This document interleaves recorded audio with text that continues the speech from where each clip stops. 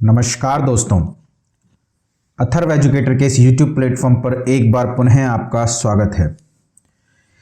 UP के अभ्यर्थियों के लिए एक अच्छी खबर है कि एक बार पुनः वीडियो री एग्ज़ाम की सुगबुगाहट मार्केट में शुरू हो गई है और उम्मीद लगाई जा रही है कि फरवरी लास्ट में या मार्च के पहले सप्ताह में वीडियो का एग्ज़ाम यूपी SSC के द्वारा कंडक्ट करा लिया जाएगा। इस वर्ष लेखपाल और पेट के बाद आयोजित होने वाली ये सबसे बड़ी परीक्षा होगी और कई अभ्यर्थी अपने नौकरी पाने का सपना संजोए दिन रात लगे हुए हैं, तो कंपटीशन बहुत हार्ड होने वाला है। तो जो भी इसकी तैयारी कर रहे हैं या जो भी इसमें सिलेक्शन लेना चाहते हैं, उन अभ्यर्थियों से मैं कहना चाहूँगा कि अब जाग जाइए और अपनी पूरी ताकत के साथ तैयारी में लग जाइए। हम भी आज से जीके की सीरीज शुरू कर रहे हैं जिसमें विधिवत रूप से जीके को पढ़ेंगे, फिर उसके बाद हिंदी और रीजनिंग की सीरीज भी जल्द ही प्रारंभ करने का प्रयास करेंगे। सबसे पहले जीके में हम पॉलिटी की सीरीज आज से स्टार्ट कर रहे हैं और पॉलिटी इंडियन कॉन्स्टिट्यूशन को पढ़ने से पहले हमें इंडियन कॉन्स्टिट्यूशन के कुछ टॉपिक पढ़ने पड़ते हैं, जैसे कि किस प्रकार संविधान का विकास हुआ, क्या है संविधान की विशेषताएं और क्या किन किन संविधानों का भारतीय संविधान पर प्रभाव पड़ा, संविधान सभा और प्रस्तावना, उसके उपरांत ही संविधान का अनुच्छेद प्रथम प्रारंभ होता है और विधिवत रूप से संविधान की शुरुआत होती है।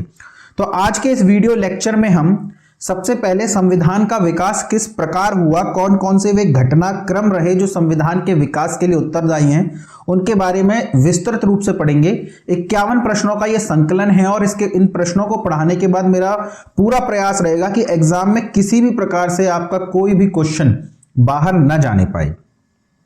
तो चलिए मैं आज का सेशन प्रारंभ करता हूं, पर उससे पहले यदि आप चैनल पर नए आए हैं या अभी तक आपने चैनल को सब्सक्राइब नहीं किया है तो प्लीज चैनल को सब्सक्राइब कीजिए और सेशन पसंद आए तो वीडियो को लाइक भी कीजिएगा, ज्यादा से ज्यादा दोस्तों को इसे शेयर कीजिए और बेल आइकन का बटन दबाना ना भूलिएगा ताकि मेरे द्वारा डाली जाने वाली वीडियो का नोटिफिकेशन आपके पास समय रहते पहुंच सके। तो चलिए देखते हैं आज का पहला प्रश्न, और आज का पहला प्रश्न है, भारत के लिए ब्रिटिश संसद द्वारा बनाया गया पहला अधिनियम निम्न में से कौन सा था? Regulating act, act of settlements, पिट्स India act या उपरोक्त में से कोई नहीं। सन 1757 में प्लासी का युद्ध और 64 में बक्सर का युद्ध जीतने के बाद ब्रिटिश इंडिया कंपनी ने भारत के कई हिस्सों पर अपना सीधा नियंत्रण स्थापित कर लिया।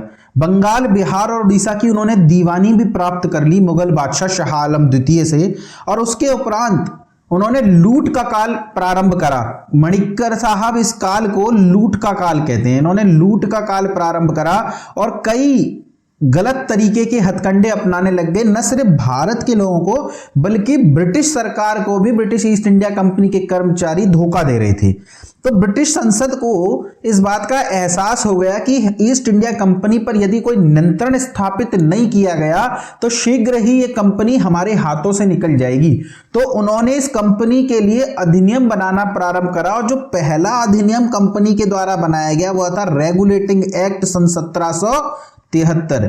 यानी पहली बार ब्रिटिश संसद के लिए द्वारा भारत के लिए, या आप कह सकते हैं ब्रिटिश ईस्ट इंडिया कंपनी के लिए जो एक्ट बनाया गया उसे नियामक कानून सन 1773 या फिर रेगुलेटिंग एक्ट सन 1773 के नाम से हम जानते हैं। क्या है इस एक्ट के प्रावधान, क्या क्या प्रावधान इस एक्ट के द्वारा ब्रिटिश संसद ने किए, इन सभी पर हम चर्चा करेंगे प्रश्नों के माध्यम से। तो हम देखते हैं अपना अगला प्रश्न, भारत में पहली बार सर्वोच्च न्यायालय की स्थापना कब की गई?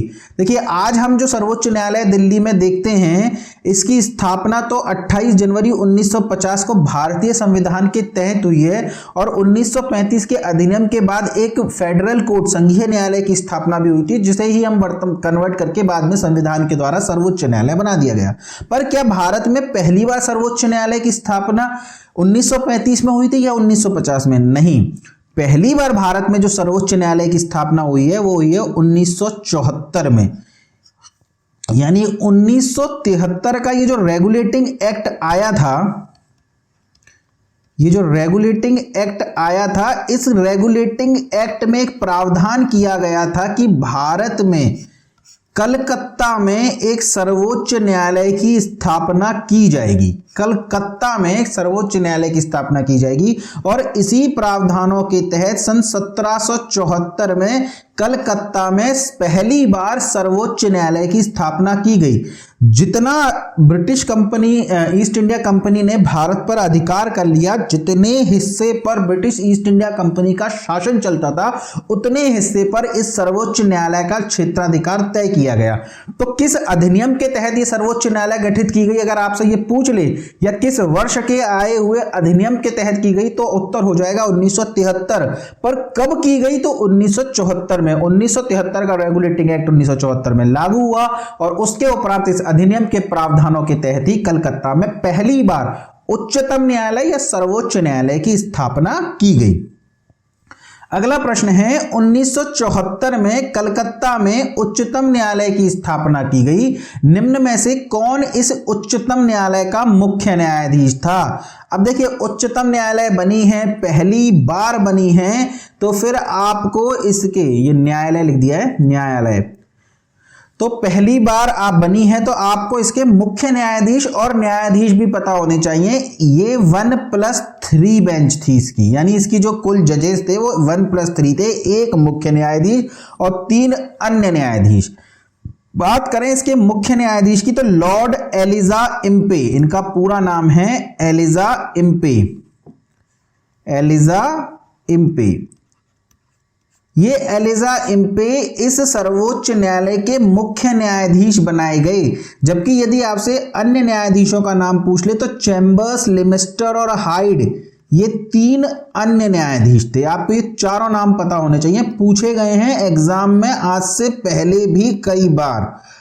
उत्तर प्रदेश ARO 2016 का जो पेपर था, जो 2020 में, और री एग्जाम हुआ था 2020 में, और उसमें पूछा गया था कि 1974 में गठित उच्चतम न्यायालय के मुख्य न्यायाधीश निम्न में से कौन थे, और ये चारों ऑप्शन उसमें दिए हुए थे। तो संभावना है आगे चलकर आपसे जजेस भी पूछ ले। तो चैम्बर्स, लिमेस्टर और हाइड आपको याद करना है, और अगर किसी वजह से आप इनका नाम नहीं भी याद कर पाते तो लॉर्ड एलिजा इम्पे तो आपको रटा होना चाहिए, क्योंकि ये तो कई बार पूछा गया है। और बाकी आपको पता चैम्बर्स, लिमेस्टर और हाइड भी होना चाहिए। क्यों? क्योंकि एक एक प्रश्न की गला काट प्रतियोगिता है दोस्तों। चलिए अगला प्रश्न देखते हैं। तो पहला प्रावधान क्या है? पहला प्रावधान है सुप्रीम कोर्ट की स्थापना की गई है सन 1773 के रेगुलेटिंग एक्ट द्वारा 1774 में। बात करें कि निम्न में से किसका संबंध रेगुलेटिंग एक्ट सन 1773 से नहीं है। इस प्रश्न के माध्यम से मैंने इस एक्ट के अन्य प्रावधानों को कवर किया है, तो एक बार इन प्रावधानों को देखिए। बंगाल के गवर्नर को बंगाल का गवर्नर जनरल कहा जाने लगा। कंपनी के कर्मचारियों को निजी व्यापार एवं उपहार की मनाही हो गई। व्यापार की सभी सूचनाएं क्राउन को देना सुनिश्चित किया गया और इस अधिनियम के माध्यम से कंपनी के व्यापार एकाधिकार को समाप्त कर दिया गया। देखिए, ये सभी प्रावधान किए गए थे, जबकि ये जो चौथा प्रावधान है ये रेगुलेटिंग एक्ट सन 1773 के माध्यम से नहीं किया गया था, बल्कि यह चार्टर एक्ट 1813 का प्रावधान है। चार्टर एक्ट 1813 का प्रावधान है, जब कंपनी के व्यापारिक एकाधिकार को समाप्त किया गया। जबकि बंगाल के गवर्नर को बंगाल का गवर्नर जनरल कहा जाने लगा, यह रेगुलेटिंग एक्ट 1773 के माध्यम से। कंपनी के जो कर्मचारी थे वे अपना पर्सनल बिजनेस भी करते थे। अब एक बात बताइए, एक सेम बिजनेस आप कंपनी के लिए, कंपनी कर रही है और सेम बिजनेस आप कर रहे हैं कंपनी की ओर से, तो आप कंपनी का फायदा पहले देखेंगे या अपना? हर इंसान अपना फायदा पहले देखता है, तो इससे कंपनी को नुकसान हो रहा था। तो सन 1773 में रेगुलेटिंग एक्ट के द्वारा ब्रिटिश संसद ने कहा कि कंपनी का कोई भी कर्मचारी भारत में निजी व्यापार नहीं कर सकेगा, अपना व्यापार नहीं कर सकेगा। किसी भी प्रकार का कोई उपहार से यहां तात्पर्य वो रिश्वत कहना चाह रहे हैं, पर उन्होंने रिश्वत वर्ड यूज न करके उपहार वर्ड यूज करा है कि किसी भी प्रकार का कोई उपहार नहीं लेगा। और जो भी बिजनेस है, जो भी कंपनी कार्य कर रही है भारत में, उस सभी की सूचनाएं आप क्राउन को देंगे। तो ये सभी तीनों प्रावधान किए गए थे, जबकि चौथा प्रावधान इस एक्ट के माध्यम से नहीं किया गया। यह हमारे प्रश्न का सही उत्तर हो जाएगा। चलिए अगला प्रश्न है, निम्न में से कौन बंगाल का अंतिम गवर्नर था? अब देखिए 1773 के रेगुलेटिंग एक्ट के माध्यम से प्रावधान किया गया था कि बंगाल के गवर्नर को गवर्नर जनरल कहा जाएगा। तो इस एक्ट के पहले बंगाल में गवर्नर हुआ करते थे और अब उन्हें गवर्नर जनरल कहा जाएगा। तो जो अंतिम गवर्नर था वही बंगाल का पहला गवर्नर जनरल बना। तो फिर पूछा जा सकता है कि बंगाल का अंतिम गवर्नर या बंगाल का प्रथम गवर्नर जनरल कौन था? तो प्रश्न का उत्तर हो जाएगा वॉरेन हेस्टिंग। अगर आपसे पूछ ले कि बंगाल का पहला गवर्नर कौन था, बंगाल का प्रथम गवर्नर, तो उत्तर हो जाएगा क्लाइव। लेकिन रेगुलेटिंग एक्ट, देखिए 3 प्रेसिडेंसियां होती हैं, बंगाल, बंबई और मद्रास। ये 3 प्रेसिडेंसियां थी और इन तीनों प्रेसिडेंसियों में गवर्नर हुआ करते थे। लेकिन सन 1773 के रेगुलेटिंग एक्ट के द्वारा बंगाल के गवर्नर को बंगाल का गवर्नर जनरल कहा जाने लगा और ये जो बंबई और मद्रास के गवर्नर हैं इन्हें अधीन कर दिया गया इस बंगाल के गवर्नर जनरल के अधीन। ठीक है, तो बंगाल का जो अंतिम गवर्नर था, बंगाल का अंतिम गवर्नर, बंगाल का अंतिम गवर्नर था वो था वॉरेन हेस्टिंग, वॉरेन हेस्टिंग्स। और यही वॉरेन हेस्टिंग बंगाल का प्रथम गवर्नर जनरल बना, बंगाल का प्रथम गवर्नर। ध्यान रखिएगा भारत का नहीं कह रहा हूं मैं, भारत का अलग है और बंगाल का अलग है। तो आपको याद रखना है कि बंगाल का अभी हम पहुंचे हैं बंगाल के गवर्नर जनरल पे। तो बंगाल का प्रथम गवर्नर जनरल है वॉरेन हेस्टिंग्स। तो ये 3 अलग अलग प्रश्न हैं, आपको ध्यान रखना है। अगर आपसे पूछ ले बंगाल का पहला गवर्नर कौन था तो प्रश्न का उत्तर हो जाएगा क्लाइव। बंगाल का अंतिम गवर्नर कौन था तो वॉरेन हेस्टिंग। और बंगाल का प्रथम गवर्नर जनरल कौन था तब भी प्रश्न का उत्तर हो जाएगा वॉरेन हेस्टिंग्स। चलिए अगला देखते हैं, किस अधिनियम के द्वारा सर्वोच्च न्यायालय पर यह रोक लगा दी गई कि वह कंपनी के कर्मचारियों के विरुद्ध कार्यवाही नहीं कर सकता यदि वह कार्य सरकारी अधिकारी के हैसियत से किया हो? देखिए सन 1773 के प्रावधानों के तहत 74 में सुप्रीम कोर्ट बना दी गई। अब ये सुप्रीम कोर्ट के क्षेत्राधिकार में ब्रिटिश ईस्ट इंडिया कंपनी और उसके द्वारा शासित क्षेत्र आ गया। अब यहां पर टकराव हुआ शक्तियों का, ब्रिटिश ईस्ट इंडिया कंपनी के और सुप्रीम कोर्ट जो उच्चतम न्यायालय गठित हुई कलकत्ता में, उनके मध्य टकराव होने लग गया। ब्रिटिश ईस्ट इंडिया कंपनी का कहना था कि हमारे हर कार्य को यह उच्चतम न्यायालय अवैध घोषित कर देती है, हम काम नहीं कर पा रहे। और उच्चतम न्यायालय के न्यायाधीशों का कहना था कि हम तो न्याय करने आए हैं, यदि ब्रिटिश ईस्ट इंडिया कंपनी के कर्मचारी कोई अन्याय करेंगे या कोई गलत कार्य करेंगे तो हमारा तो काम है उन्हें रोकना। तो सन 1773 या 74 में ये जो रेगुलेटिंग एक्ट 73 में जो रेगुलेटिंग एक्ट बना, इसमें ऐसा कोई प्रावधान नहीं था जो शक्तियों का पृथक्करण कर सके। और किसी भी कार्य में शक्तियों का पृथक्करण होना बहुत आवश्यक है, तभी शासन सक्सेसफुल होता है। तो रेगुलेटिंग एक्ट सन 1773 में ये कमी थी कि उसमें शक्तियों का पृथक्करण नहीं किया गया। सुप्रीम कोर्ट तो बना दी गई पर शक्तियां डिफाइन नहीं करी गई, अधिकार डिफाइन नहीं करे गए। तो इस रेगुलेटिंग एक्ट सन 1773 की कमियों को दूर करने के लिए, ध्यान रखिएगा प्रश्न पूछते हैं कि सन 1773 की कमियों को दूर करने के लिए कौन सा एक्ट आया, या फिर एक्ट ऑफ सेटलमेंट एक्ट 1781 किस एक्ट की कमियों को दूर करने के लिए आया? तो दोनों का ध्यान रखिएगा। रेगुलेटिंग एक्ट सन 1773 की कमियों को दूर करने के लिए अक्सर क्या है बता दिया जाता है कि रेगुलेटिंग एक्ट के बाद पिट्स इंडिया एक्ट आया, लेकिन पिट्स इंडिया एक्ट और रेगुलेटिंग एक्ट के बीच में एक एक्ट ऑफ सेटलमेंट एक्ट सन 1781 भी आया था, जो कि रेगुलेटिंग एक्ट की कमियों को दूर करने के लिए आया था। और इसमें कहा गया कि यदि कंपनी के कर्मचारी अपने कार्य को की हैसियत से, यानी अपनी ऑफिशियल ड्यूटी निभाने के लिए यदि कोई कार्य करते हैं तो सुप्रीम कोर्ट उन कार्यों को अवैध घोषित नहीं करेगी, कंपनी के उन कर्मचारियों के विरुद्ध किसी भी प्रकार की कोई कार्यवाही नहीं की जाएगी। यानी कि यदि ईस्ट इंडिया कंपनी अपने बिजनेस को बढ़ाने के लिए, अपने व्यापार को बढ़ाने के लिए किसी क्षेत्र पर कब्जा भी कर ले तो उस कब्जे को अवैध घोषित नहीं करेगी उच्चतम न्यायालय, और उन कर्मचारियों के विरुद्ध ट्रेसपास का केस भी नहीं लगाएगी सुप्रीम कोर्ट। तो इस तरीके से शक्तियों का पृथक्करण कर दिया गया। किस अधिनियम के माध्यम से? तो एक्ट ऑफ सेटलमेंट सन 1781 के माध्यम से। चलिए अगला प्रश्न देखते हैं। किस अधिनियम के द्वारा कंपनी के व्यापारिक मामले और राजनीतिक मामले को पृथक कर दिया गया? देखिए, कंपनी व्यापार करने आई थी पहले, लेकिन बक्सर के युद्ध के उपरांत कंपनी राजनीतिक मामलों में भी दखल देने लग गई और राजनीति को भी संभालने लग गई।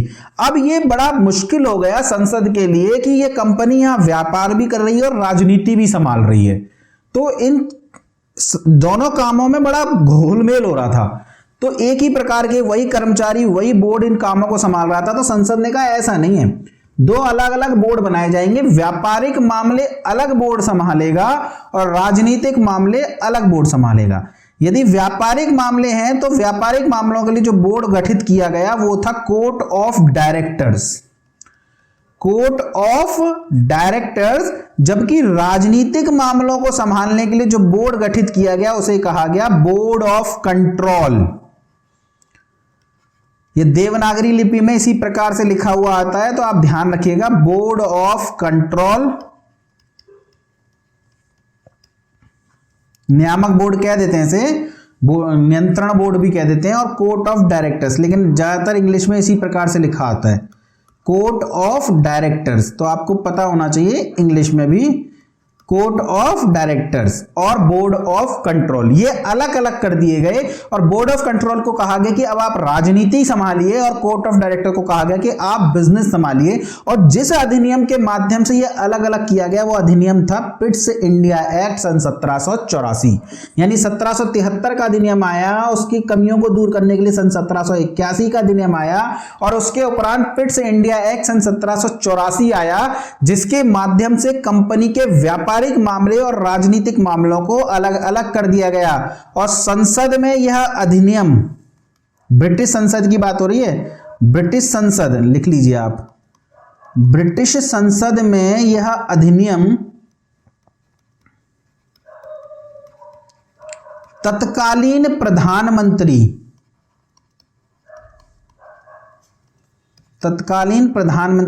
पिट्स के द्वारा प्रस्तुत किया गया।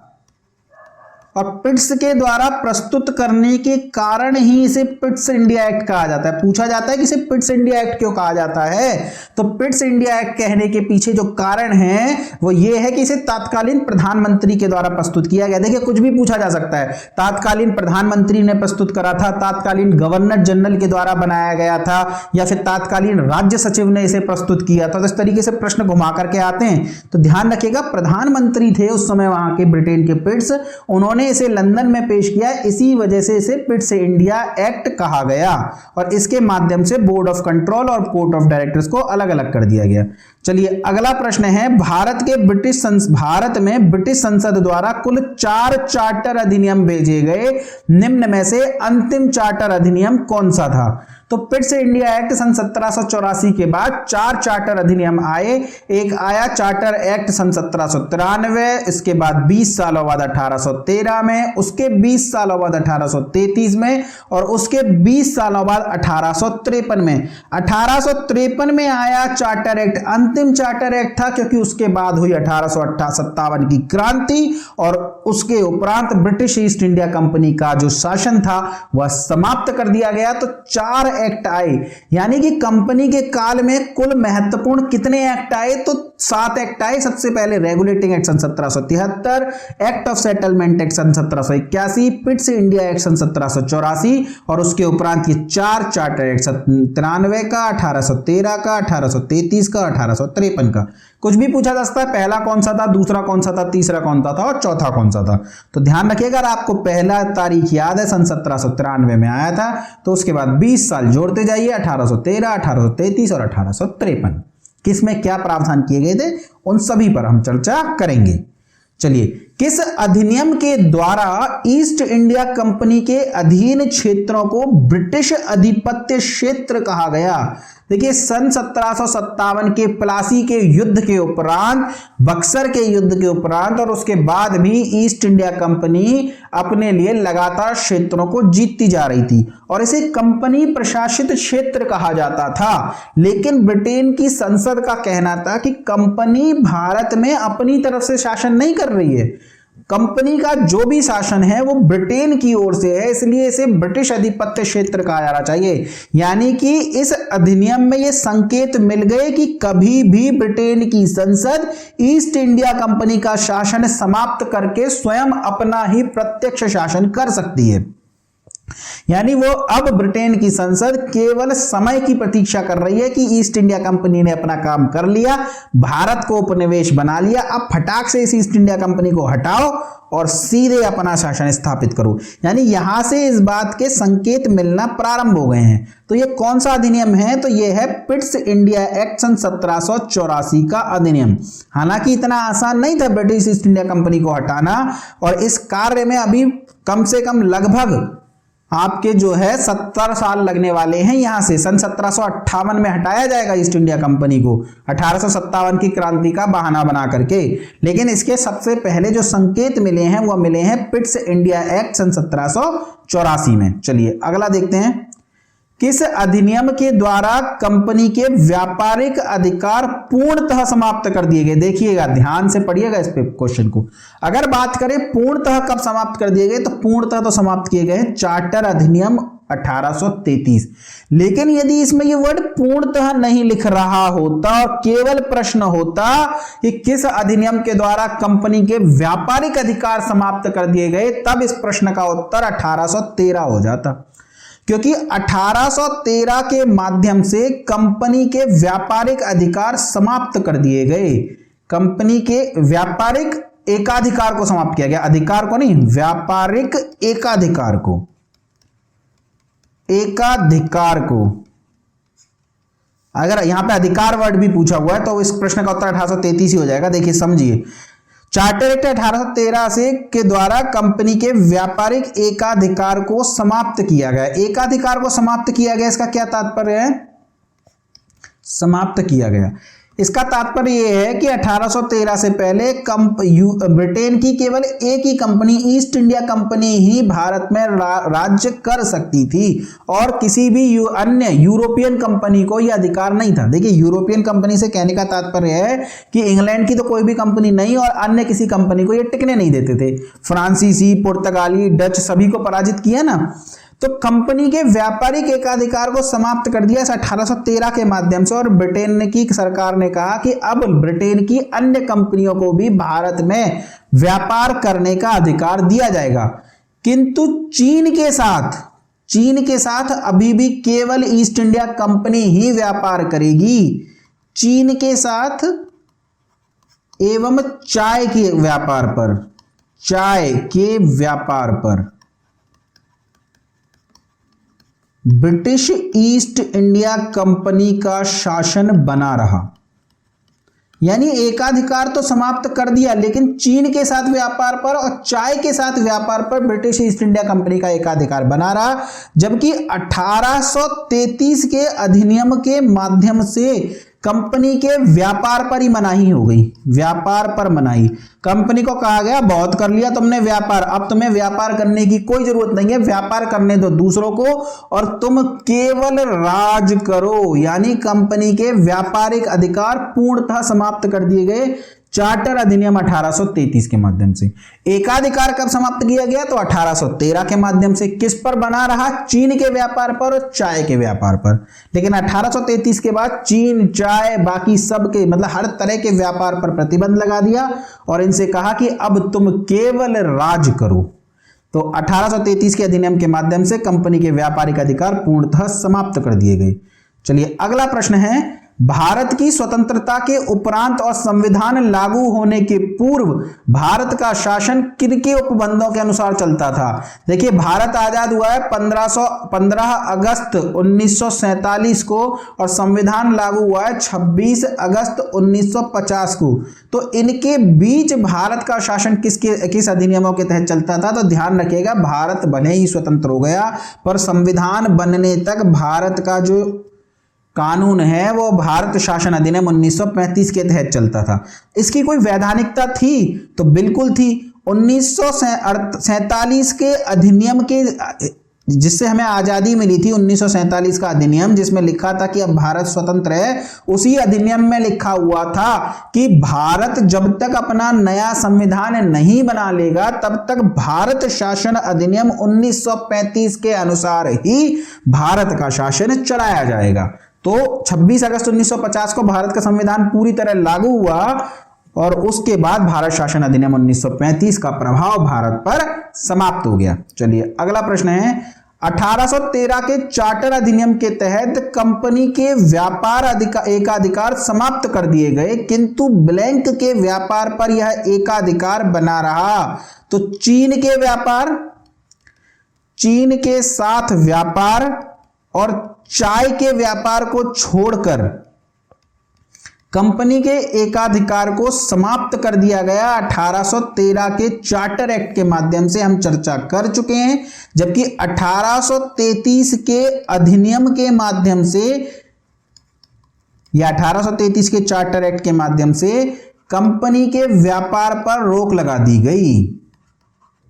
कंपनी के व्यापार पर रोक लगा दी गई, आपको यह बात ध्यान रखनी है। चलिए अगला प्रश्न है, चार्टर एक्ट 1813 के संबंध में असत्य कथन छांटिए। इस एक्ट के द्वारा कंपनी के अधिकार पत्र को 20 वर्ष के लिए बढ़ा दिया गया। देखिए, हर चार्टर एक्ट के माध्यम से कंपनी के शासन करने के अधिकार को 20 वर्षों के लिए बढ़ाया जाता था। 93 के माध्यम से भी बढ़ाया, 13 के माध्यम से भी बढ़ाया, 33 के माध्यम से भी बढ़ाया। हालांकि 53 में ऐसी कोई बात नहीं करी गई थी।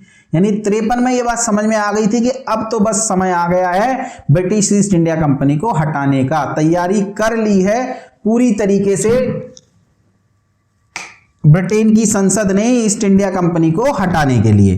तो 53 में ये 20 वर्षों की अवधि नहीं दी गई थी, अन्य सभी चार्टर एक्ट में ये 20 वर्षों की अवधि थी। तो पहला स्टेटमेंट हमारा सही हो जाएगा। चीन के साथ व्यापार पर एकाधिकार बरकरार रखा गया। तो 1813 में चीन और चाय के व्यापार पर एकाधिकार कंपनी का था। ईसाई मिशनरियों को भारत में धर्म प्रचार की अनुमति दी गई। तो 1813 के चार्टर एक्ट के माध्यम से ईसाई मिशनरियों को भारत में धर्म प्रचार की पहली बार अनुमति दी गई। ये पूछा जाता है ये प्रश्न कि किस अधिनियम के माध्यम से ईसाई मिशनरियों को भारत में धर्म प्रचार की अनुमति दी गई? तो 1813 के चार्टर एक्ट के माध्यम से। भारत में शिक्षा के लिए प्रतिवर्ष 2 लाख रुपए खर्च करने का प्रावधान किया गया। देखिए, ये प्रावधान तो था चार्टर एक्ट 1813 में कि भारत के शिक्षा के लिए प्रतिवर्ष रुपए खर्च किए जाएंगे, लेकिन ये 2 लाख रुपए ना होकर के 1 लाख रुपए था। 1 लाख रुपए, यानी ये कहा गया कि 1 लाख रुपए आपको हर साल खर्च करने होंगे, ना कि 2 लाख रुपए। तो ये असत्य कथन हो जाएगा। चलिए अगला प्रश्न है, निम्न में से कौन भारत का प्रथम गवर्नर जनरल बना? देखिए, बंगाल का प्रथम गवर्नर, बंगाल का अंतिम गवर्नर और बंगाल का प्रथम गवर्नर जनरल हम चर्चा कर चुके हैं। 1833 के अधिनियम के माध्यम से 1833 के चार्टर एक्ट में कहा गया कि अब जो बंगाल, क्योंकि अब ना कंपनी का एकाधिकार क्षेत्र बहुत ज्यादा बढ़ चुका है। जब 1773 में अधिनियम आया था तो कंपनी केवल बंगाल, बंबई और मद्रास पर रूल कर रही थी, लेकिन 1833 आते आते पूरे भारत पर कंपनी का अधिकार हो गया है लगभग। तो अब बंगाल का गवर्नर जनरल शब्द उचित नहीं बैठता, तो बंगाल के गवर्नर जनरल के स्थान पर जो शब्द लगाया गया वह था भारत का प्रथम गवर्नर जनरल। तो बंगाल का पहला गवर्नर हो गया क्लाइव, बंगाल का अंतिम गवर्नर हो गया वॉरेन हेस्टिंग, और बंगाल का प्रथम गवर्नर जनरल हो गया वॉरेन हेस्टिंग। ये हमने चर्चा करी थी?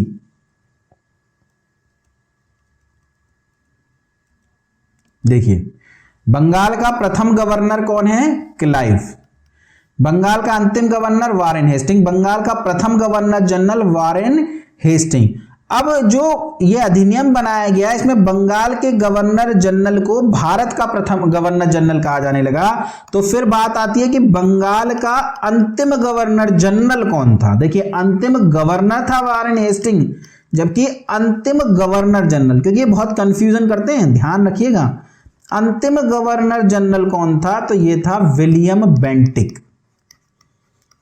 वो 3 प्रश्नों के बाद ये चौथा प्रश्न है, विलियम बेंटिक। जबकि भारत का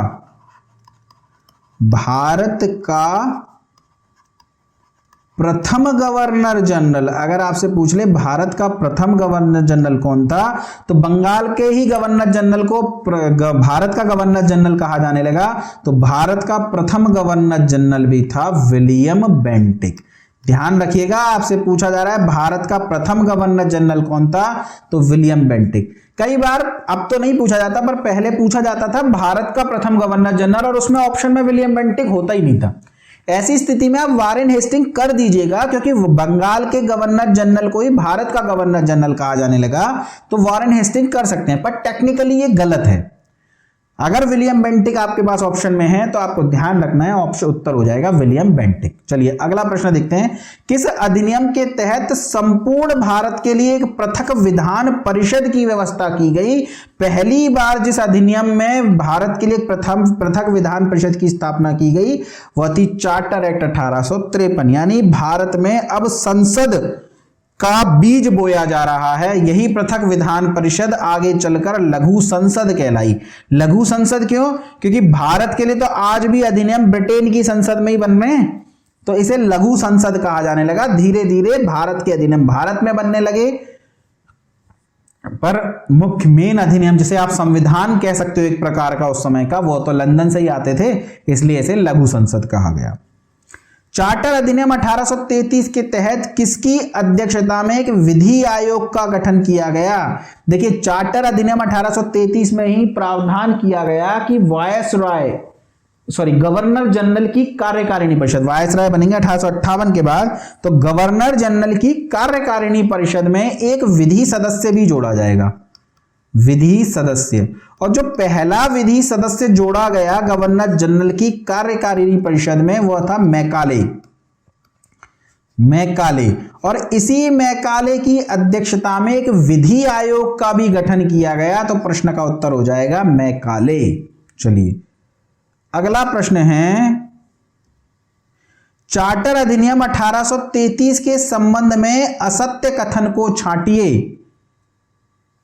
कंपनी का कार्य ब्रिटिश सरकार की ओर से केवल भारत पर शासन करना रह गया था। बिल्कुल, 1813 के अधिनियम में कंपनी का व्यापारिक एकाधिकार समाप्त किया गया और चाय और चीन पर केवल एकाधिकार बना रहा। लेकिन 1833 के अधिनियम के माध्यम से कंपनी को व्यापार करने पर ही रोक लगा दी गई, यानी अब कंपनी का कार्य केवल शासन करना रह गया था।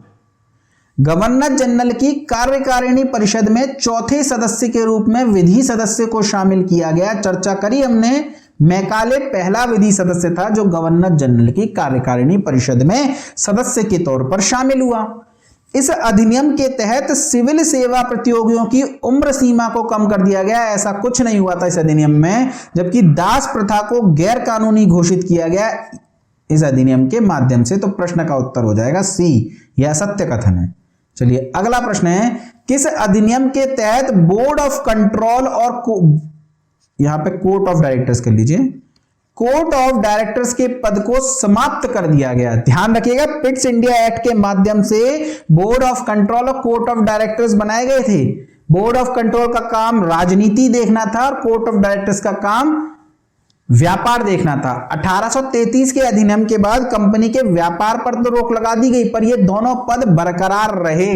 लेकिन जब 1857 की क्रांति हुई और भारत शासन अधिनियम 1858 आया, जब कंपनी के शासन को समाप्त कर दिया गया भारत में, उसके साथ ही बोर्ड ऑफ कंट्रोल और कोर्ट ऑफ डायरेक्टर के पद को भी समाप्त कर दिया गया।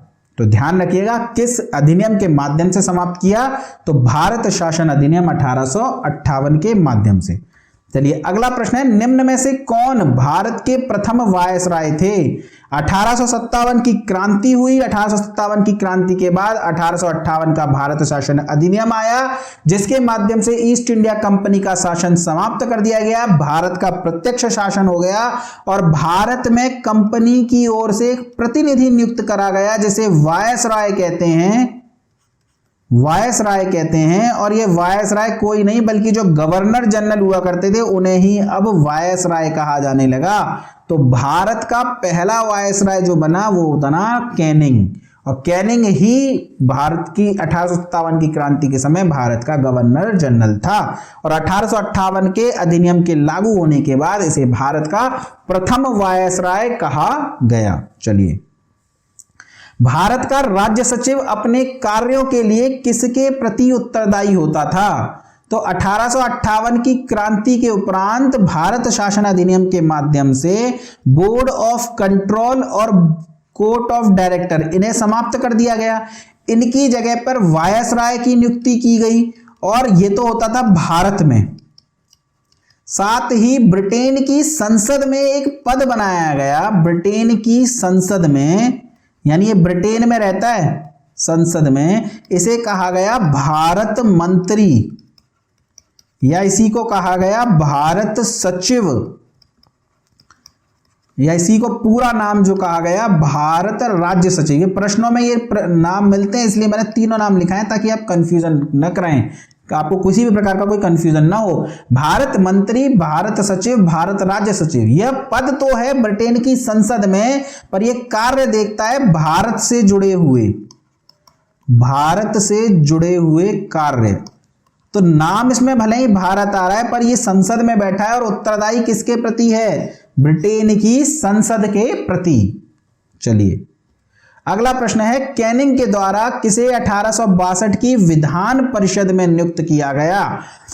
विधान परिषद में नियुक्त करने का मतलब सदस्यों को मनोनीत करने का अधिकार दिया गया भारत की वायसराय को, और कैनिंग ने सर्वप्रथम अपने इस अधिकार का प्रयोग करते हुए 3 लोगों को नियुक्त करा, बनारस के राजा को, पटियाला के महाराज को और इसके अलावा दिनकर राव को। तो इन सभी को नियुक्त किया था कैनिंग ने। अगला प्रश्न है, निम्न में से किस अधिनियम के तहत मुगल बादशाह का पद समाप्त कर दिया गया? देखिए, बक्सर के युद्ध के बाद इलाहाबाद की पहली संधि हुई क्लाइव और शाह आलम द्वितीय के तहत 12 अगस्त सन 1865 को, 12 अगस्त 1865 को इलाहाबाद की संधि हुई और इसके उपरांत मुगल बादशाह नाम मात्र का बादशाह बनकर के रह गया, पर बादशाह तो था। लेकिन 1858-57 की क्रांति के बाद भारत शासन अधिनियम 1858 के तहत ईस्ट इंडिया कंपनी के शासन को समाप्त कर दिया। मुगल बादशाह जफर को ले जाकर के कैद कर दिया रंगून में, तो उसके बाद तो कोई बादशाह बनाया ही नहीं गया। अंतिम मुगल बादशाह पढ़ते हैं ना आप जफर को, तो इसका मतलब मुगल बादशाह के पद को भारत शासन अधिनियम 1858 के बाद समाप्त कर दिया गया। जो नाम मात्र का पद था वह पद भी समाप्त हो गया और अंतिम मुगल बादशाह थे बहादुर शाह जफर। अगला प्रश्न है, किस अधिनियम के तहत प्रांतों में द्वैध शासन लागू किया गया? देखिए, प्रांतों में द्वैध शासन लागू, अगर यह पूछ ले आपसे द्वैध शासन लागू कब किया गया, तो ध्यान रखिएगा 1909 के अधिनियम के माध्यम से। प्रांतों में द्वैध शासन समाप्त कब किया गया? द्वैध शासन समाप्त कब किया गया अगर आपसे यह पूछ ले तो ध्यान रखिएगा 1935 के अधिनियम के माध्यम से। और केंद्र में द्वैध शासन कब लागू किया गया? केंद्र में द्वैध शासन कब लागू किया गया? तो ध्यान रखिएगा 1935 के अधिनियम के माध्यम से, यानी प्रांतों में 1909 के माध्यम से लागू किया गया, जिसे समाप्त कर दिया गया 1935 के अधिनियम के माध्यम से, और प्रांतों की बजाय द्वैध शासन 1935 के अधिनियम के माध्यम से केंद्र में लागू कर दिया गया। तो शासन प्रांतों में कब लागू किया गया, इसका उत्तर तो 1909 हो जाएगा। पर यह द्वैध शासन है क्या? तो द्वैध शासन के तहत जो कार्य हुआ करते थे अधिनियम बनाने के, उन्हें दो प्रकार से बांट दिया गया। एक अधिनियम, एक प्रकार के, उच्च प्रकार के कार्यों पर तो विधान परिषद को अधिनियम बनाने का अधिकार दिया गया, जबकि जो महत्वपूर्ण कार्य थे उन कार्यों पर नियम बनाने का अधिकार गवर्नर जनरल की कार्यकारिणी परिषद के पास ही बना रहा। तो इसे द्वैध शासन कहते हैं कि विधान परिषद का शासन अलग, गवर्नर जनरल का शासन अलग।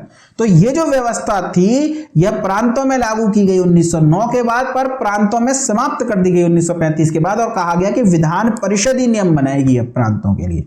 पर इस व्यवस्था को प्रांतों के से हटा करके केंद्र में लागू कर दिया गया। तो प्रांतों में द्वैध शासन 1909 में लागू, समाप्त 1935 में, केंद्र में द्वैध शासन 1935 में लागू। तो किस अधिनियम के माध्यम से प्रांतों को स्वायत्तता मिली? अगर आपसे यह पूछ ले तो 1935 का अधिनियम हो जाएगा। क्यों? क्योंकि स्वायत्तता मिल गई ना। अब गवर्नर जनरल कोई कानून नहीं बनाएगा, विधान परिषद ही कानून बनाएगी, और विधान परिषद में होते हैं चुने हुए लोग। तो इसे एक प्रकार की स्वायत्तता कहा गया। तो प्रश्न को पढ़िएगा, उसका मनन कीजिएगा। चलिए हम देखते हैं अगला प्रश्न। किस अधिनियम के तहत वायसराय को अध्यादेश जारी करने की शक्ति प्राप्त हुई? तो वायसराय को अध्यादेश जारी करने की शक्ति भारत परिषद अधिनियस लिख गया है, टाइपिंग मिस्टेक है दोस्तों, इसको कर लीजिएगा अधिनियम। तो अधिनियम 1861 के माध्यम से जो है वायसराय को अध्यादेश जारी करने की शक्ति प्राप्त हुई।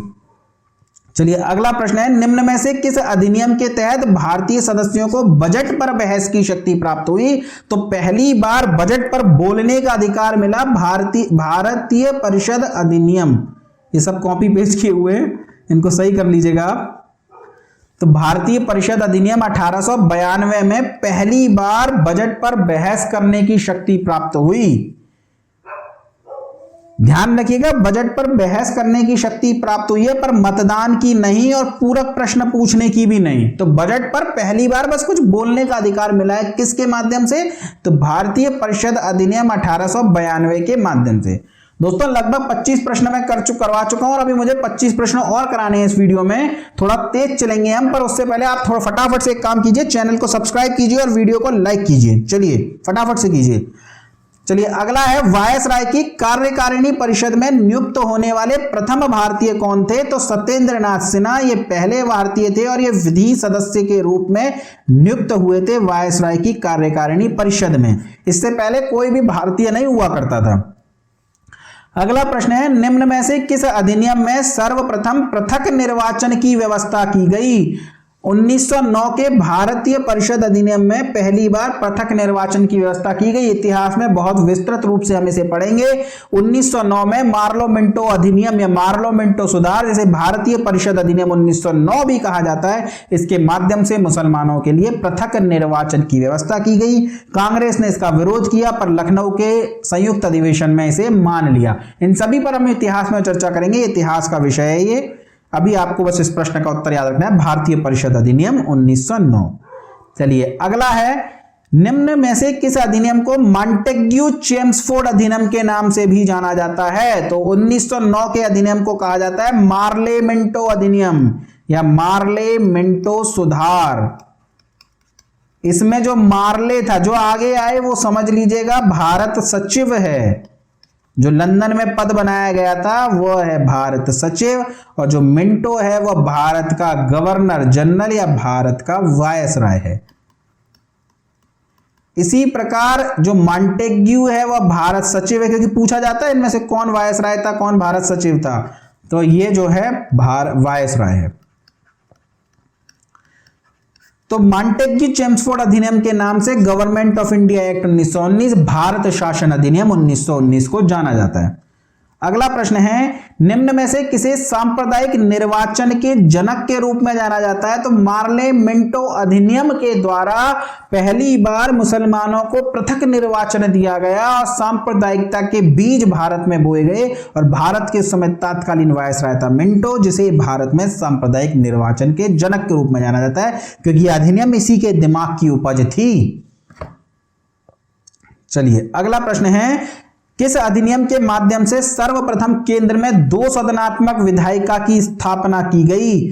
केंद्र में जैसे आज 2 सदन होते हैं, राज्यसभा लोकसभा, तो पहली बार केंद्र में किस अधिनियम के माध्यम से द्विसदनात्मक व्यवस्था की स्थापना की गई? तो वह हो जाएगा गवर्नमेंट ऑफ इंडिया एक्ट 1919। अगला प्रश्न है 1935 का गवर्नमेंट ऑफ इंडिया एक्ट क्यों महत्वपूर्ण है? यह भारतीय संविधान का प्रमुख स्रोत है। बिल्कुल, लगभग 50% से ज्यादा अधिनियम 1935 के गवर्नमेंट ऑफ इंडिया एक्ट से सीधे सीधे उठा करके भारतीय संविधान में डाल दिए गए। आलोचक तो कहते हैं 85%, पर आप उसे प्रतिशत नहीं पूछा जाएगा। आप ये मान के चलिए कि भारतीय संविधान का जो प्रमुख स्रोत है वह 1935 का यह गवर्नमेंट ऑफ इंडिया एक्ट है। इसके द्वारा भारत को स्वतंत्रता मिली, ये तो गलत है। इसमें भारत के विभाजन का प्रावधान किया गया, यह भी गलत है, क्योंकि इस समय तो कोई विभाजन की बात ही नहीं हुई थी। और रियासतें समाप्त हुई, ये रियासतें तो आजादी के बाद भी बनी हुई हैं और वल्लभ भाई पटेल ने इनका एकीकरण करके इन्हें भारत में शामिल किया। तो ये तीनों कथन गलत हो जाएंगे। भारतीय संविधान का प्रमुख स्रोत है, यह कथन सत्य हो जाएगा। चलिए अगला है, केंद्र में द्वैध शासन किस अधिनियम के द्वारा स्थापित किया गया? पर चर्चा कर चुके हैं हम। प्रांतों में लगाया गया 1909 के माध्यम से और 1935 के माध्यम से समाप्त कर दिया गया प्रांतों में, और 1935 के माध्यम से केंद्र में लगा दिया गया। यह हमने सभी चर्चा विस्तृत रूप से करी। तो आपसे पूछा जा रहा है कि केंद्र में किस अधिनियम के माध्यम से द्वैध शासन स्थापित किया गया? तो भारत शासन अधिनियम 1935। चलिए अगला प्रश्न है, निम्नलिखित में से किस विधानमंडल में ने भारतीय स्वतंत्रता अधिनियम 1947 को पारित किया? जिस अधिनियम के माध्यम से भारत को स्वतंत्रता मिली वह अधिनियम कहां पारित हुआ? तो वह अधिनियम पारित किया गया था ब्रिटेन की संसद में। निम्न में से किसे स्वतंत्र भारत में प्रथम मंत्रिमंडल में शिक्षा विभाग सौंपा गया? जो पहला मंत्रिमंडल था उसमें शिक्षा विभाग किसे सौंपा गया? तो मौलाना अबुल कलाम आजाद को शिक्षा विभाग सौंपा गया। ध्यान रखिएगा, सरदार पटेल गृह मंत्री बने, डॉक्टर जॉन मथाई वित्त मंत्री बने, मौलाना अबुल कलाम आजाद शिक्षा मंत्री बने, डॉक्टर राजेंद्र प्रसाद राष्ट्रपति बने, और स्वतंत्रता से पूर्व जो मंत्रिमंडल गठित हुआ था उसमें इन्होंने कृषि मंत्री के तौर पर भी कार्य किया था। अगला प्रश्न है, अंतरिम सरकार में मुस्लिम लीग के सदस्य भी सम्मिलित थे? स्वतंत्रता से पूर्व जो अंतरिम सरकार बनी और जो स्वतंत्रता के बाद जो सरकार रही उसमें मुस्लिम लीग के सदस्य भी थे, लेकिन कौन मुस्लिम लीग से संबंधित नहीं था? बाद में मुस्लिम लीग ने जो है मुस्लिम लीग आई थी मंत्रिमंडल में ताकि कामों पर रोक लगाई जा सके भारत की, यानी बाधा पहुंचाने के लिए। और ये बात वल्लभ भाई पटेल को बहुत जल्दी समझ में आ गई, इसलिए उन्होंने विभाजन की मांग को लगभग स्वीकार कर लिया। और उन्होंने ही बाद में गांधी जी को भी मनाया था इस मांग को स्वीकार करने के लिए। तो जोगेंद्र नाथ मंडल, लियाकत अली खान, गजामफर अली खान ये सभी मुस्लिम लीग के सदस्य थे, जबकि रफी अहमद किदवई कांग्रेस से संबंधित थे। निम्न में से किस अधिनियम द्वारा भारत में संघीय न्यायालय की स्थापना की गई? देखिए, सर्वोच्च न्यायालय पहली बार गठित किया गया था 1773 के अधिनियम के द्वारा, जबकि दिल्ली में संघीय न्यायालय फेडरल कोर्ट की स्थापना जो की गई थी वह की गई थी 1935 के अधिनियम के माध्यम से। ध्यान रखिएगा, यह फेडरल कोर्ट उच्चतम नहीं थी, इसे उच्चतम न्यायालय नहीं कह सकते। जबकि कलकत्ता में जो न्यायालय बनी उसे हमने उच्चतम न्यायालय कहा, क्योंकि जो कलकत्ता में न्यायालय बनी थी वो वास्तव में उच्चतम थी। उसके फैसलों के विरुद्ध कहीं अपील नहीं होती थी, उसका क्षेत्राधिकार कम था, केवल बंगाल, पर वह उच्चतम थी। जबकि जो दिल्ली की ये फेडरल कोर्ट थी इसका क्षेत्राधिकार तो पूरे भारत पर है, ये भारत की सबसे बड़ी कोर्ट थी, भारत की सबसे बड़ी कोर्ट, लेकिन उच्चतम नहीं थी। क्यों? क्योंकि इसके फैसलों के विरुद्ध लंदन की प्रीवी काउंसिल में अपील की जा सकती थी, और जिसके विरुद्ध अपील की जा सकती है वह उच्चतम नहीं होती। लंदन की प्रीवी काउंसिल में अपील की जा सकती थी, तो जिसके विरुद्ध अपील की जा सकती है वो उच्चतम नहीं होती, पर भारत की सबसे बड़ी कोर्ट थी। भारत शासन अधिनियम 1935 के द्वारा 1 अक्टूबर 1937 को इसका गठन हुआ। ध्यान रखिएगा, मॉरिस ग्वेर इसके पहले चीफ जस्टिस थे। चलिए अगला प्रश्न है, निम्नलिखित में से किस अधिनियम की कमियों को दूर करने के लिए एक्ट ऑफ सेटलमेंट लाया गया था? तो हम चर्चा कर चुके हैं 1773 की कमियों को दूर करने के लिए। यहां पर 1773 का रेगुलेटिंग एक्ट, 1733 नहीं, 1773 का रेगुलेटिंग एक्ट है और इसकी कमियों को दूर करने के लिए ही एक्ट ऑफ सेटलमेंट एक्ट लाया गया था। और कब लाया गया था? तो यह लाया गया था सन 1781 में। चलिए अगला प्रश्न है, निम्न में से कौन प्रांतों में द्वैध शासन के जनक कहलाते हैं? प्रांतों में जो द्वैध शासन लगाया गया था वो लगाया गया था 1919 के अधिनियम के द्वारा और समाप्त किया गया था 1935 के अधिनियम के द्वारा प्रांतों में। ध्यान रखिएगा, प्रांतों में। यह प्रश्न कई बार आता है, मैं बार बार चर्चा कर रहा हूं। और केंद्र में लगाया गया था 1935 के अधिनियम के माध्यम से। समाप्त कब हुआ? समाप्त हुआ भारतीय संविधान के द्वारा।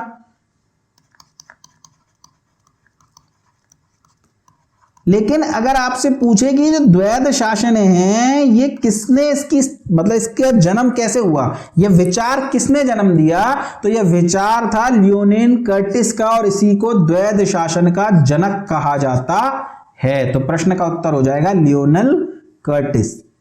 चलिए अगला प्रश्न है, भारत में बजट व्यवस्था का शुभारंभ कब किया गया? ये जो बजट आप देखते हैं हर साल आता है, यह भारत में सबसे पहले किसने प्रारंभ किया? तो 1860 में। और जिसने दिया था ना, जिसने सबसे पहली बार भारत में बजट प्रस्तुत किया था, उस व्यक्ति का नाम था विल्सन। जेम्स विल्सन ने सबसे पहले 1860 में भारत में बजट प्रस्तुत किया था और उसी के बाद भारत में बजट व्यवस्था का प्रारंभ माना जाता है, यानी 1860। चलिए अगला प्रश्न है, सीमा आयोग की अध्यक्षता किसने करी? भारत विभाजन के बाद भारत पाकिस्तान के मध्य जो सीमा बनाई गई थी वो सीमा किसने बनाई थी? रेड क्लिफ ने। इसीलिए भारत पाकिस्तान की सीमा रेड क्लिफ सीमा कहलाती है। 1935 के अधिनियम के द्वारा स्थापित संघ में अवशिष्ट शक्तियां किसको दी गई? देखिए 1935 के अधिनियम के माध्यम से शक्तियों का विभाजन किया गया, शक्तियों का विभाजन। और केंद्र सूची और राज्य सूची बनाई गई। आज तो 3 सूचियां हैं, जब केंद्र सूची और राज्य सूची बनाई गई, यानी कुछ विषय दिए गए केंद्र को कि आप इन विषयों पर कानून बनाइए और कुछ विषय दिए गए प्रांतों को, जिसे राज्य सूची या प्रांत सूची कहा गया, इन पर कानून बनाइए। लेकिन कुछ विषय ऐसे होते हैं ना जो किसी में भी मेंशन नहीं होते, तो इन विषयों पर अधिकार, जैसे वर्तमान संविधान कहता है कि इन्हें अवशिष्ट विषय कहते हैं। वर्तमान संविधान कहता है कि यदि कोई विषय समवर्ती सूची, राज्य सूची और केंद्र सूची तीनों में शामिल नहीं है, अवशिष्ट विषय है, तो उस पर कानून बनाने का अधिकार संसद के पास है, जैसे कि संघ सूची पर कानून बनाती है। लेकिन 1835 के अधिनियम में जब शक्तियों को पहली बार विभाजित किया गया, केंद्र सूची और राज्य सूची, तो वहां अवशिष्ट विषयों पर जो कानून बनाने का अधिकार था वह दिया गया गवर्नर जनरल को। तो 1935 के अधिनियम के द्वारा स्थापित संघ में अवशिष्ट शक्तियां किनको दी गई? तो ये दी गई गवर्नर जनरल को। चलिए, स्वतंत्र भारत के प्रथम व अंतिम भारतीय गवर्नर जनरल कौन थे? देखिए, स्वतंत्र भारत के पहले गवर्नर जनरल, अगर आपसे पूछा जाए स्वतंत्र भारत के पहले गवर्नर जनरल कौन थे, तो वह थे लॉर्ड माउंटबेटन। और यही स्वतंत्र भारत के अंतिम ब्रिटिश गवर्नर जनरल भी थे। अंतिम या भारत ब्रिटेन की तरफ अंतिम ब्रिटिश गवर्नर जनरल पूछ ले, क्योंकि स्वतंत्रता से पूर्व भी यही थे और स्वतंत्रता के बाद भी यही थे, तो ये थे अंतिम ब्रिटिश गवर्नर जनरल। इनके बाद एक भारतीय गवर्नर जनरल हुआ, तो ये भारत का पहला और अंतिम भारतीय गवर्नर जनरल हुआ कि नहीं हुआ? तो ये थे सी राजगोपालाचारी। तो ये भारत के अंतिम गवर्नर जनरल थे। तो अगर सिंपली आपसे अंतिम गवर्नर जनरल पूछे ना, तो वो माउंटबेटन नहीं होगा, वो होगा राजगोपालाचारी। लेकिन अंतिम ब्रिटिश गवर्नर जनरल पूछे तब माउंटबेटन हो जाएगा। तो भारत के पहले भारतीय गवर्नर जनरल थे सी राजगोपालाचारी, भारत के अंतिम भारतीय गवर्नर जनरल थे सी राजगोपालाचारी, भारत के अंतिम गवर्नर जनरल थे सी राजगोपालाचारी, स्वतंत्र भारत के पहले गवर्नर जनरल थे माउंटबेटन और स्वतंत्र भारत के अंतिम ब्रिटिश गवर्नर जनरल थे माउंटबेटन। तो इन सभी प्रश्नों को अच्छे से ध्यान रखिएगा। चलिए अगला प्रश्न है, बाल्कन प्लान किस अधिनियम से संबंधित है? तो माउंटबेटन के द्वारा जो स्वतंत्रता दिए जाने का जो प्लान बनाया था, जो विभाजन का प्लान बनाया था, उसे बाल्कन प्लान के नाम से जाना जाता है। यानी ये ऑप्शन 2 बार आ गया है दोस्तों, तो आप ध्यान रखिएगा, कोई भी एक कर लीजिएगा। यहां पे आप इसको काट दीजिए, इसकी जगह लिख लीजिए उपरोक्त में से कोई नहीं, उपरोक्त में से कोई नहीं। चलिए अगला प्रश्न है, अप्रत्यक्ष चुनाव प्रणाली का प्रारंभ किस अधिनियम में किया गया? पहली बार जो चुनाव की व्यवस्था की गई वो 1892 के भारत परिषद अधिनियम के माध्यम से की गई। हालांकि यहां पे चुनाव जैसे शब्द का प्रयोग नहीं किया गया था, और ये चुनाव, ये निर्वाचन प्रत्यक्ष भी नहीं था, अप्रत्यक्ष रूप से किया जाता था। पर पहली बार चुनाव प्रणाली का प्रारंभ माना जा सकता है 1892 के भारत परिषद अधिनियम से, और यह वही अधिनियम है जिसमें पहली बार बजट पर बोलने का अधिकार भी प्राप्त हुआ था भारतीयों को।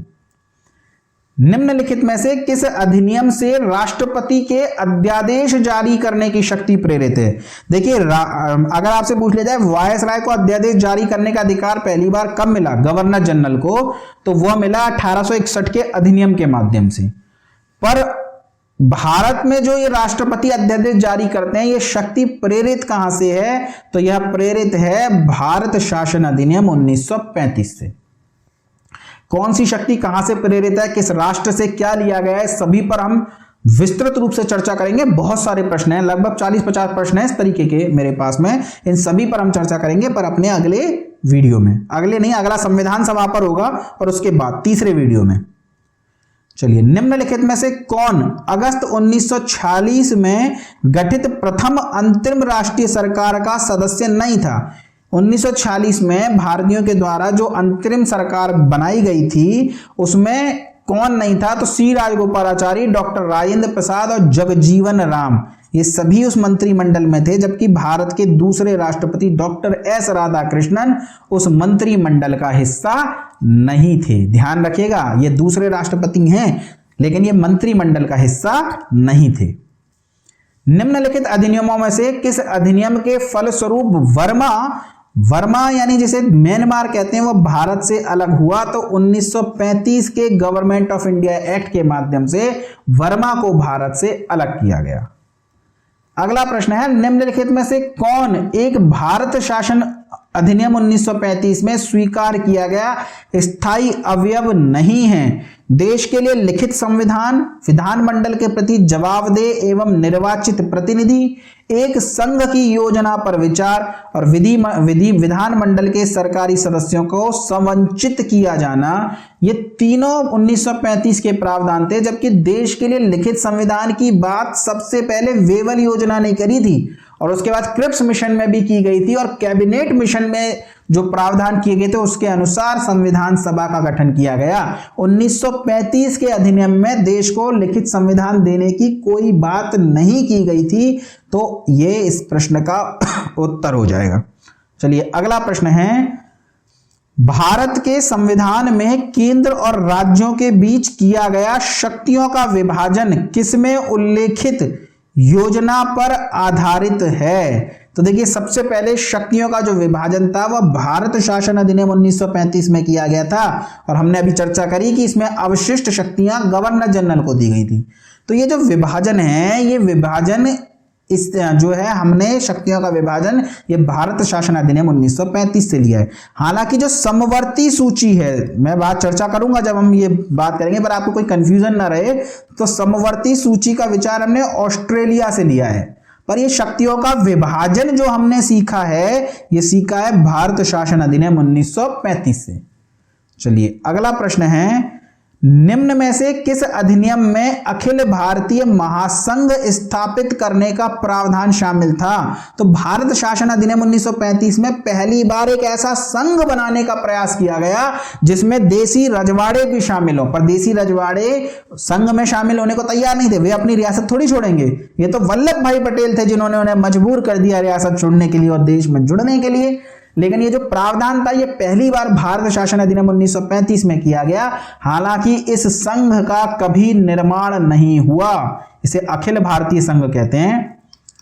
अखिल भारतीय संघ था इसका पूरा नाम, संघ का कभी निर्माण नहीं हुआ, नहीं हुआ। इसके बाद सीधे भारत का निर्माण करेंगे सरदार वल्लभ भाई पटेल, लौह पुरुष सरदार वल्लभ भाई पटेल। चलिए आज का अंतिम प्रश्न है, निर्णय नियंत्रण परिषद की स्थापना, ये आपको सुमेलित असुमेलित को पहचानना है। तो नियंत्रण परिषद की स्थापना नियामक अधिनियम 1773, सर्वोच्च न्यायालय की स्थापना पिट्स इंडिया एक्ट, और ईसाई मिशनरियों को धर्म प्रचार की अनुमति 1833। तो देखिए ये सभी असुमेलित हैं। हमने चर्चा करी थी board of control of court of directors, ये पिट्स इंडिया एक्ट 1884 के माध्यम से किए गए थे। पिट्स इंडिया एक्ट के माध्यम से बोर्ड ऑफ कंट्रोल और कोर्ट ऑफ डायरेक्टर्स को बांटा गया था। तो नियंत्रण परिषद यानी बोर्ड ऑफ कंट्रोल की स्थापना 1884 के पिट्स इंडिया एक्ट के माध्यम से की गई थी, जबकि सर्वोच्च न्यायालय की स्थापना सन 1773 के रेगुलेटिंग एक्ट के माध्यम से की गई थी, रेगुलेटिंग एक्ट के माध्यम से की गई थी। और जबकि ईसाई मिशनरियों को धर्म प्रचार की अनुमति चार्टर एक्ट 1813 के माध्यम से दी गई थी। यानी ये तीनों असुमेलित हैं। इस प्रश्न का उत्तर हो जाएगा उपरोक्त सभी। तो दोस्तों ये था भारत के संविधान विकास से बनने वाले प्रश्नों पर विस्तृत रूप से परिचर्चा। इससे बाहर प्रश्न जाने की उम्मीद बहुत ही नगण्य है दोस्तों। इस वीडियो को आप अच्छे से बार बार सुनिए, इससे बढ़िया से आप नोट्स तैयार कीजिए। विस्तृत रूप से आपके सभी प्रकार के नोट्स इस वीडियो के माध्यम से बनाए जा सकते हैं। इसे आप बार बार पढ़िए, आपका कोई भी प्रश्न इससे बाहर नहीं जाएगा, इस बात की गारंटी मैं आपसे लेता हूं। चलिए फिर पढ़ते रहिए, मस्त रहिए, चैनल को शेयर सब्सक्राइब करते रहिए। धन्यवाद दोस्तों।